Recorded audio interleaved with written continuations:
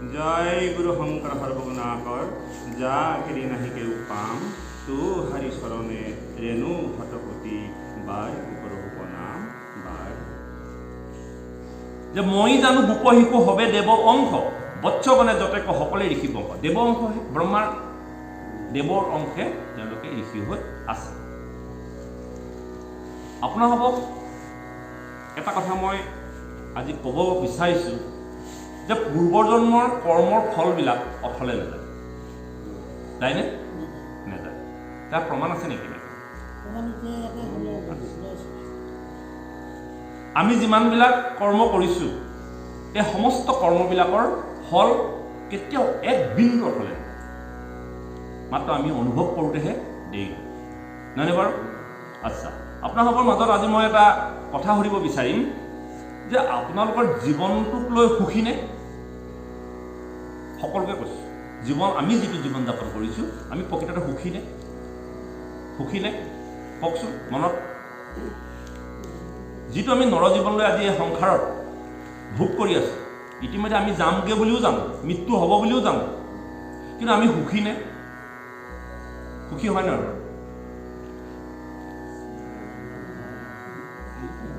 আমি জীৱনটোক সুখী কৰিব নাজানো প্ৰকৃতত। কিয় নাজানো? মই এটা কাহিনী কম, দুটা কাহিনী কম আপোনালোকৰ মাজত। কাহিনী জড়িত কথাবোৰ বুজিবলৈ সহজ। এখন দেশত এজন গভাইত চোৰ আছিল, সাংঘাতিক চোৰজনক ধৰিবও নোৱাৰে। এটা সময়ত সেই ৰাজ্যৰ ৰজাই সেই চোৰজনক কি কৰিলে? কাৰায়ত্ব কৰিলে। আৰু কাৰায়ত্ব কৰি চোৰজনক বিচাৰ কৰিলে। বিচাৰ কৰি তেওঁ শাস্তি দুটা কৰিলে। তেওঁ ক'লে যে তুমি ইমান মোৰ ৰাজ্যত চুৰ কৰিলা, অতদিনে তোমাক কাৰায়ত্ব কৰিব পৰা নাছিলোঁ বা ধৰিব পৰা নাছিলোঁ, আজি ধৰিলোঁ। তোমাৰ সন্মুখত দুটা অপৰাধৰ বাবে শাস্তি দিয়া হৈছে, তুমি কোনটো অপৰাধ ল'বা তুমি নিজে বাছি ল'ব পাৰা। এটা অপৰাধ যে এই ফাঁচি কাঠডাল দেখিছানে, ইয়াত তোমাক 1 ঘণ্টা ধৰি ওলোমাই থোৱা হ'ব। আৰু এই শাস্তিটো দেখিছানে, এইফালে এখন দৰ্জা আছে, লোহাৰৰ দৰ্জা। তুমি তালৈ যোৱাৰ লগে লগে দৰ্জাখন অট'মেটিক বা আপোনা আপুনি খোল খাই যাব, আৰু তুমি যোৱাৰ লগে লগে সেই দৰ্জাখন বন্ধ হৈ যাব। আৰু তাৰ পাছত এটা অন্ধকাৰ কোঠা পাবা, আৰু সেই অন্ধকাৰ কোঠাটোত কি আছে মই তোমাক ক'ব নোৱাৰোঁ। তাত গ'লেহে তুমি বুজিবা আৰু সেই শাস্তিটো তুমি গ্ৰহণ কৰিব পাৰিবা। কাৰণ মই সেই অন্ধকাৰ কোঠাটোত কি আছে তোমাক মই আগতীয়াকৈ কৈ দিব নোৱাৰোঁ। গতিকে দুটা শাস্তিৰ ভিতৰত তুমি কোনটো গ্ৰহণ কৰিব পাৰা কোৱা। চোৰজনে ভাবিলে তো শাস্তিটো দুইটাই কঠিন।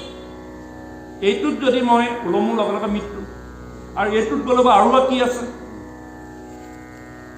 তেতিয়া চোৰটোৱে এটা সিদ্ধান্ত ল'লে যে মই যিটো দেখি থকা শাস্তি আনকালো দেখিছোঁ সেইটোকে লওঁ। যেতিয়া মোৰ মৃত্যুটো হ'বই, সেইটো বা কি আছে।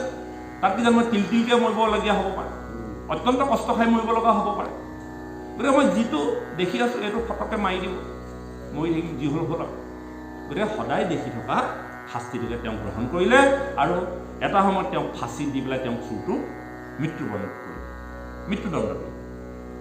এতিয়া সেই চোৰটোৰ এগৰাকী পত্নী আছে।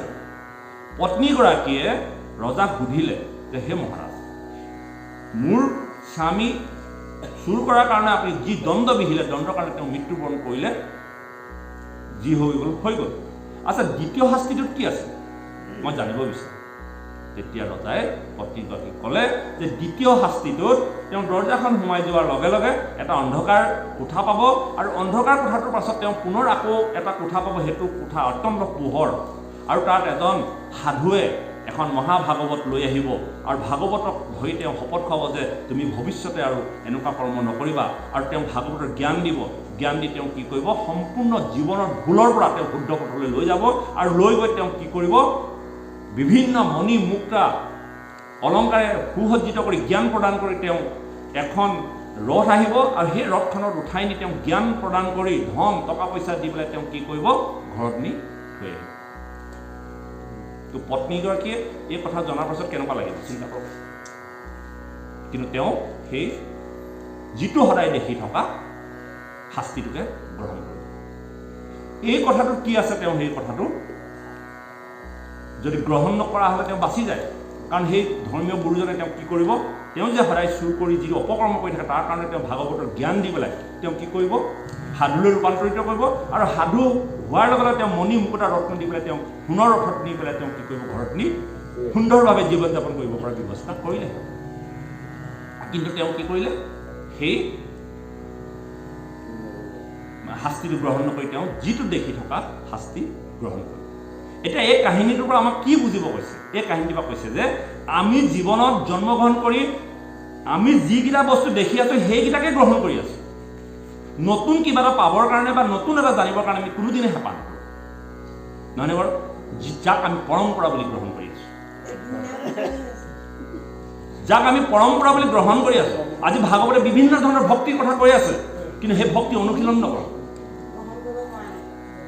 কিয় নকৰোঁ? সেই অনুশীলন কৰিলে আমি জীৱনেই আমাৰ পৰিৱৰ্তন হৈ যায়। আমি জীৱনটো নতুন নতুনকৈ সজাব নিবিচাৰোঁ। আমি আজি যি খাইছোঁ কাইলৈ সেই একেটাকেই খাম। মোৰ পিতৃপুৰুষে আগৰ পৰা এনেকেই কৰি গ'ল, ময়ো তেনেকেই কৰি থাকিম। কিন্তু ভাগৱতৰ মাধ্যমেদি যদি জীৱন চৰ্চা যদি আমি সলনি কৰোঁ, তেন্তে আমাৰ জীৱনেই সুন্দৰ হৈ যাব। আমাৰ জীৱনত দুখ অহা মূল কাৰণ সেইটোৱেই, আমি সদায় আগত কালি যেনেকৈ আছোঁ আজিও তেনেকেই থাকিব বিচাৰোঁ। অকণমানো পৰিৱৰ্তন নিবিচাৰোঁ, অকণমানো জীৱনৰ পৰিৱৰ্তন নিবিচাৰোঁ। গতিকে প্ৰত্যেক দিন জীৱনটোৰ কাৰণে আমাৰ কি আহে, অৱসাদ আহে। কাৰণ কালি যিখিনি খাইছোঁ আজি একেখিনি, কাইলৈ একেখিনিয়ে খাম। গতিকে প্ৰত্যেক দিনে নতুন নতুন কথা চিন্তা কৰি নতুন নতুন কথা যদি আমি সংগ্ৰহ কৰোঁ, তেতিয়াহ'লে জীৱনটো প্ৰত্যেক দিন আমাৰ কাৰণে মধুময় হৈ যাব। আজি আমি এনেকৈ বহিছোঁ, কাইলৈ আমি এনেকৈ নবহিব পাৰোঁ। আপোনালোকে এইটো প্ৰতিবাদ কৰিব কাইলৈ যে ভাগৱত আজি এইখিনিতে লৈ আছা, কাইলৈ যদি মই সেইখিনি লওঁ বুলি ক'লে আমাৰ প্ৰতিবাদ হৈ যাব। এওঁ নতুন কি আমি সলাই দিব পাৰোঁ। কেলৈ আমি তাত থাকিও পঢ়ি পেলাই আমি ভাগৱতৰ আনন্দ ল'ব পাৰোঁ। সদায় একেধৰণে বহি আছোঁ, সদায় একেধৰণে কৈ আছে, সদায় একেখিনি কথাকে শুনি আছোঁ। গতিকে আমি দেখি থকা চৰাচৰ বস্তুখিনিৰ প্ৰতি আকৃষ্ট হৈ থকাৰ কাৰণে আমাৰ জীৱনৰ সদায় একেটা গতিত গৈ আছে কাৰণে আমাৰ জীৱনৰ প্ৰতি আনন্দ নাই। ঘৰবিলাকত আনন্দ নাই। আমি ঘৰবিলাক সলাই দিব লাগে। ঘৰবিলাকত থকা আচবাববিলাক সলনি কৰি দিয়ক। আপোনালোকে সদায় ব্যৱহাৰ কৰি অহা খাদ্যবিলাক সলনি কৰি দিয়ক। বেলেগ বেলেগ ধৰণে খাওক, বেলেগ বেলেগ ধৰণে আচাৰ ব্যৱহাৰ কৰক। তাৰ কাৰণে আপোনালোকে সমস্ত লোকে নিজৰ নিজৰ ঘৰখন সজাবলৈ যত্ন কৰক। যিটো বস্তু আমি এই ৰাস্তাটোৱে গৈ থাকিলে কি বা আছে চাওঁচোন, কিন্তু সেই চোৰজনে কি কৰিলে, দেখি থকা ঘটনাটোহে তেওঁ গ্ৰহণ কৰিলে। কাৰণ সেইটো তেওঁ পৰিচিত। আমি পৰিচিত জীৱন যাপনহে কৰিব বিচাৰোঁ, অপৰিচিত জীৱন যাপন কৰিবলৈ নিবিচাৰোঁ। নহয়নে বাৰু বাবু? আমাৰ সমাজত নতুনকৈ সেৱাৰ আমি ব্যৱস্থা কৰিলোঁ, ভাল লাগে। কিন্তু এই সেৱাভাগ আমি নতুনকৈ প্ৰচলন কৰিবলৈ যাওঁতে আমাৰ মাজত কি আহিছে, সমস্যা আহিছে। কিয় আহিছে? আমি সেই আগৰ পৰা কৰি অহা কামহে কৰি থাকিম, নহ'ব আৰু শিলিবলৈ নাই। কেলে নাই? আমি ভাবিবই নিবিচাৰোঁ আৰু যে কিবা আছে। এই ভাগৱতৰ বাদে যে আৰু শাস্ত্ৰ আছে, এই কথাৰ বাদে যে আৰু কথা আছে, জগতত যে বহুত কথা জানিবলগীয়া আছে, আমি যে বহুত কথাৰ পৰা যে জানিবলৈ পোৱা নাই, এই কথা আমি কেতিয়াও অনুভৱ কৰিব নিবিচাৰোঁ। বা কোনোবাই ক'লেও আমি বুজিবলৈ যত্ন নকৰোঁ। নকৰাৰ কাৰণে আমাৰ জীৱনত কি আছে, সেই একেটাই। মই এই কাৰণে প্ৰসংগটো আনিছোঁ, এই ভাগৱতত আমি বহুত কথা, আজি এটা কথা আপোনালোকে জানিলে নহয়নে বাৰু? সেই ঋষিসকল কেনেকৈ হৈছিলে যদি অধ্যয়নেই নকৰোঁ, সমস্ত কথাবিলাকক জুকিয়াই আপোনালোকৰ মাজলৈ মই লৈ আহোঁ আৰু সেইখিনি আনি পেলাই আপোনালোকৰ আগত দিওঁ। আৰু এই কথাখিনিকে শুনিবলৈ কাৰোবাৰ ধৈৰ্য নাই যে, কিন্তু আমি জীৱনবিলাক অলপ সলাই দিব লাগে। তেনেকৈ সলাই তাৰ ভিতৰতে আমি পাৰোঁ নেকি? ভাৱ, ভাষা, আচাৰ, ব্যৱহাৰ, চাল চলন, বহাৰ, নিয়ম নীতি, এই গোটেই কথাবিলাককে ভাগৱতে নতুন নতুনকৈ আমাক সজাব দিছে। আৰু নতুন নতুনকৈ যেতিয়া আমি কথাবিলাক সলনি কৰিম, নতুন নতুনকৈ আমাৰ মাজলৈ আনন্দ আহে। আমি সকলোকে কৃষ্ণ বুলি কৈ আনন্দ লাগে। আগতে এইবিলাক কথা আমাৰ মাজত নাছিল। সকলোকে আমি দেখাৰ লগে লগে কৃষ্ণ কৈ আজি পৰম আনন্দিত হ'ল। যিবিলাক কথা আজি বহু বছৰে এই বালিজান গাঁৱত প্ৰয়োগ নহ'ল, আজিও নাই হোৱা, যিটো কৰিলে আজি আমাক ইটিকিং কৰা হয়। কিন্তু এই কথাৰ মাজত কিমান যে আনন্দ লুকাই আছে, আমি নকৰিলে এই কথাষাৰ বুজি নাপাওঁ। যিহেতুকে সেই ৰুমটোলৈ নগ'লে তেওঁ বুজি নাপালে। তেওঁ ৰুমটোলৈ যোৱা হ'লে তেওঁ কি হ'লহেঁতেন, সেই কোঠাটোলৈ যোৱা হ'লে কি হ'লে, তেওঁ জীৱনৰ গতিয়ে সলনি হৈ গ'ল। কিন্তু তেওঁ দেখি থকা সেই চৰাচৰ ঘটনাটোকে গ্ৰহণ কৰি তেওঁ কি কৰিলে, জীৱনৰ অন্তিমটো দিন বাচি। সদায় নতুন কথা বুজিবলৈ যত্ন কৰক। নতুন নীতি নিয়ম, নতুন কথা, নতুন সমাজৰ লগত আপোনালোকে প্ৰত্যেক দিনে খাপ খাবলৈ বিচাৰক, যে কথা শিকিব পাৰিম, জানিব পাৰিম। নহয়নে বাপ? কৃষ্ণ। হে ৰাম, সমস্তে তুমিহে আৱে, দেখো বিপৰীত কহিও হতৰে নাথ থিৰ নহিচিত হে ৰাম হেন শুনি হাঁহি হৰি দিলন্ত সিদ্ধান্ত নজানা দাদা তুমি ইহব বিতান্ত হে ৰাম পৰীক্ষা কৰিবে লাগি আমাৰ মহিমা গুৰক্ষ দামুৰি চুৰি কৰি নীলা ব্ৰহ্মা। বুজি পাইছেনে? মোক পৰীক্ষা কৰিবৰ কাৰণে ব্ৰহ্মাদেৱে কি কৈছে? গুৰক্ষ দামুৰিবিলাক চুৰি কৰি লৈ গৈছে। বলভদ্ৰক কৈছে কথাখিনি। হে ৰাম মায়া কৰি থয়া গইলা আপোনাৰ পুৰি তাতে হে আপুনি ভৈল গুৰক্ষ দামুৰি। আৰু গতিকে তেওঁ চুৰ কৰি নিজৰ স্থানত যেতিয়া থৈ দিলে, পুৰ মানে থান, আৰু মই নিজে সেই গুৰক্ষ দামুৰিবিলাক হ'ব লগা হ'ল। আপোনাৰ মানে আপোনাৰ পুৰি তাতেহে মায়া কৰি থয়া গইলা আপোনাৰ পুৰি তাতেহে আপুনি ভৈলো গুৰক্ষ। আপুনি মানে আপুনি শব্দটো কি বুজাইছে? নিজে। হে ৰাম কৃষ্ণৰ বচনে জানি লন্ত হল ধৰে শুনিও কথা আৱে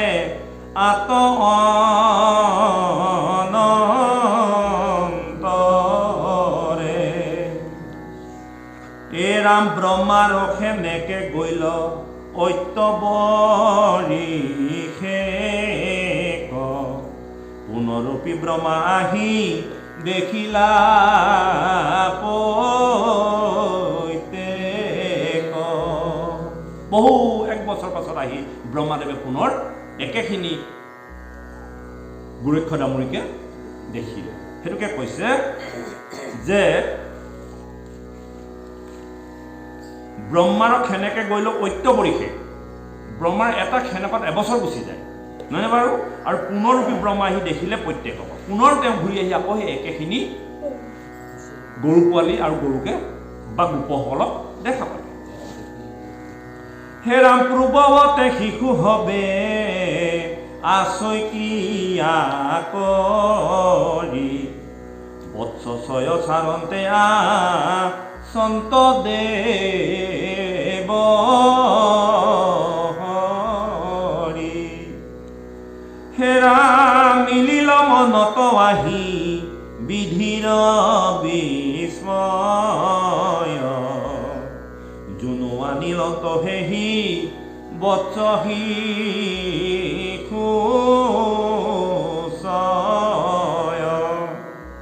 হে ৰাম এহি বুলি ব্ৰহ্মা পাছে গইলা দৰি দেখন্ত সমস্তে আচৈ শয়নত পৰি। ব্ৰহ্মাদেৱে আহি যেতিয়া কৃষ্ণই যেতিয়া সেই গোপ আৰু ধেনুবিলাকক চৰাই থকা দেখিছে একেখিনি গৰুকে, তেওঁ দৌৰা দৌৰিকৈ তেওঁ আকৌ নিজৰ স্থানলৈ গৈ চাইছেগৈ। ইয়াতো দেখোন সেইখিনি একেধৰণে ধুনীয়াকৈ শুই আছে। এই কৈছে এহি বুলি ব্ৰহ্মা পাছে গইলা দৌৰা দৌৰি দেখন্ত সমস্তে আছে শয়নত পৰি। দেখিছে যে তেওঁলোক ধুনীয়াকৈ সুন্দৰভাৱে শুই আছে। ইয়াত আকৌ এইখিনি দেখিয়ে গ'ল। হে ৰামাৰে জানো কতো নিল বুলি গণি চাইল যত থৈলা মানে গোটে গোটে লেখা পাইল। গণি চাই 1 2 3 4 ইয়াৰ পৰা নিলে নি আকৌ কৈছে যে আৰে জুনু কতো নিল বুলি গণি চাইল। ইয়াৰ কিছুমান আকৌ লৈ গ'ল নেকি? গণি চাইছে য'ত থল মানে গোটে গোটে দেখা পাইল। যেনেকৈ থৈছে তেনেকেই গোটে গোটে গৰুবিলাক পাইছে। হে ৰাম দুনাই দেখক দুনাই দেখন্ত বিধি আহি তৈ ৰহন্তে তো অহিতু ততে ক শিশু আছে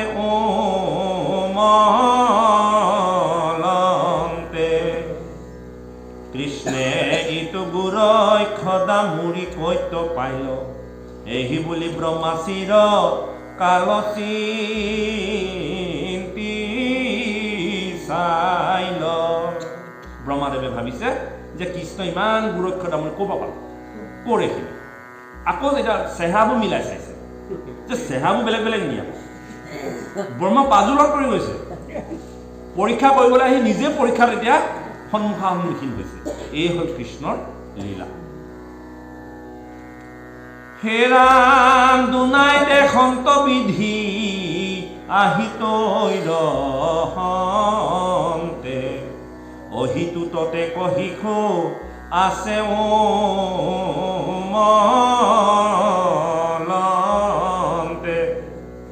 হে ৰাম কৃষ্ণই তো গুৰৈ খদা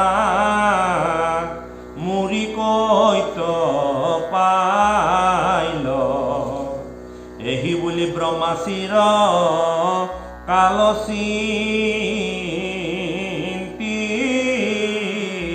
চাইল। হে ৰাম কোন সঁচা কোন মিছা নপাৱন্ত তত্ত্ব মিলিল পৰম মোহ ব্ৰহ্মাৰ মনত।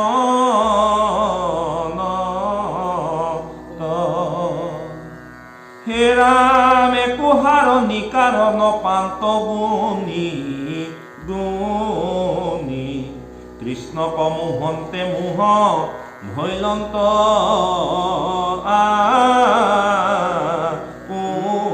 আপুনি। এই কথাবিলাকৰ কোনো ধৰণৰ তেওঁ আগ উলিয়াব নোৱাৰি কৃষ্ণৰ মুখত তেওঁ ব্ৰহ্মাদেৱ নিজে পৰিল।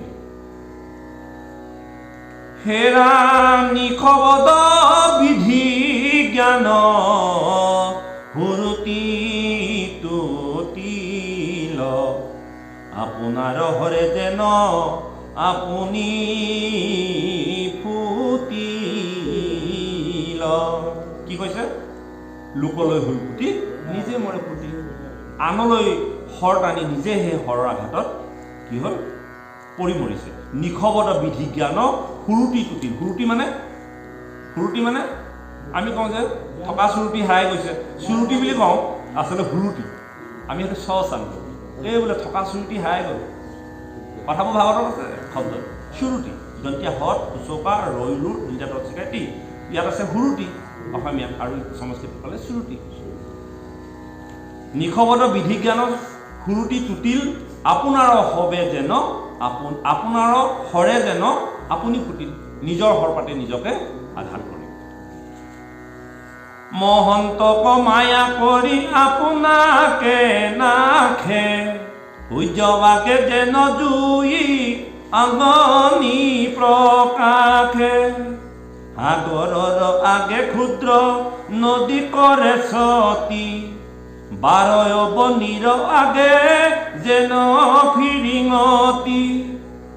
এহে ৰাম প্ৰচণ্ড বায়ু কজুৰৈ হিমলিৰ তুল মেৰু পৰ্বতৰ আগে যেন উইচুল মুছলৰ আগে দণ্ডি কাৰৌৰ ফালি সিংহৰ আগত যেন মুখে মেলে টানি।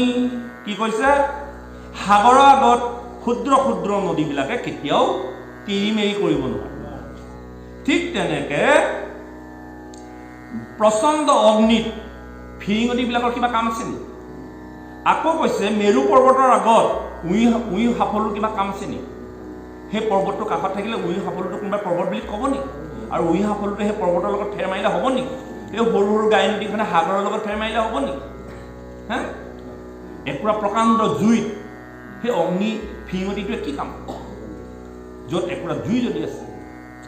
এই কথাটোক আমাক কৈছে যে সিংহৰ আগত চাগে যেনেকে দৌৰি ফুৰিলে, চাগে যেনেকে তুলনা কৰিব নোৱাৰি, ঠিক আজি এই কথাবিলাক তেনেধৰণৰ হৈছে। সেই প্ৰবল শক্তি জগতৰ যাৰ কটাক্ষ দৃষ্টিত সমস্ত মায়া ৰুদ্ধ হয়, যাৰ সমস্ত কটাক্ষ দৃষ্টিত গছৰ পাত হিলাও নলৰে, তেনে ভগৱন্তৰ জগতৰ কৃষ্ণ যোগেশ্বৰৰ ওচৰত ব্ৰহ্মাৰ কাৰ্যই তিষ্ঠি থাকিব পাৰে জানো? এই কথাটোকে ইয়াত প্ৰতিপন্ন কৰিবৰ কাৰণে এই উদাহৰণবিলাক আমাক জনাইছে। জানোচা আমি এনেধৰণে চিধাকৈ কথাবোৰ কৈ গ'লে বুজি নাপাব।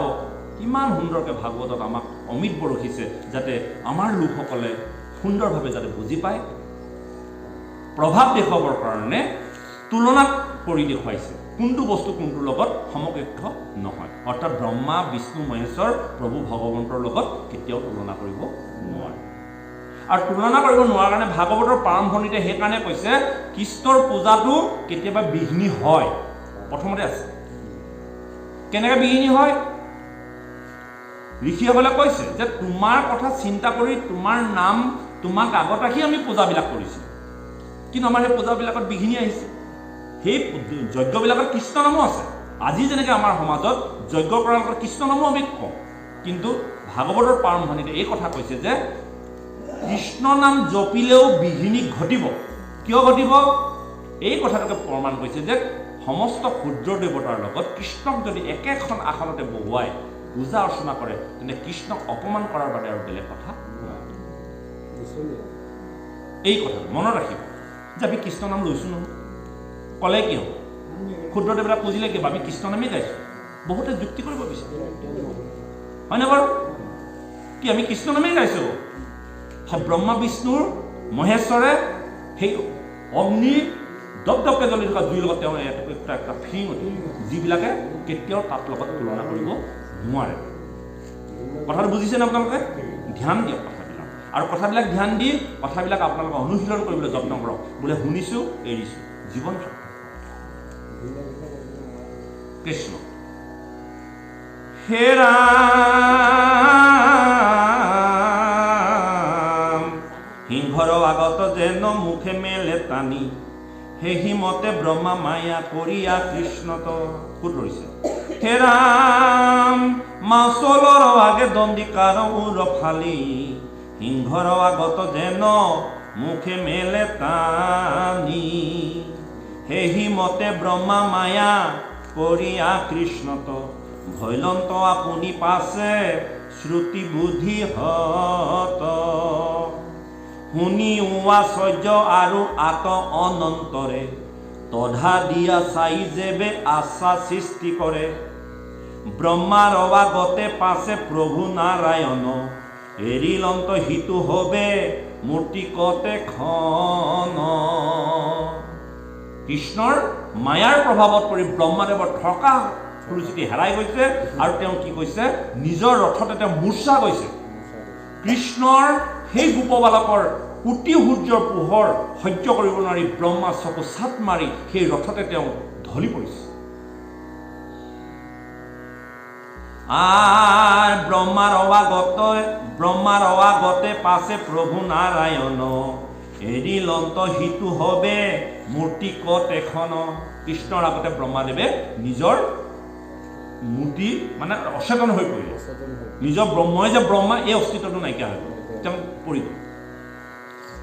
আৰ ধৰিলন্ত নিজৰ ৰূপ পৰম ঈশ্বৰে, নিৰেখিয়া সন্ত তাক চাই সৃষ্টি কৰে। ভগৱন্তই ভকতৰ বৎসল ব্ৰহ্মাদেৱৰ এই কষ্ট সহ্য কৰিব নোৱাৰি ভগৱন্তৰ পুৰুষে নিজৰ ৰূপটো ধাৰণ কৰি, আৰ হিঙা বাসি বেত যত বৎস বৎস পাল, ভৈলা কৃষ্ণ মূৰ্তি হবে তৈতে তত কাল, আর হবে ঘন শ্যাম তনু পরম নিরোজ,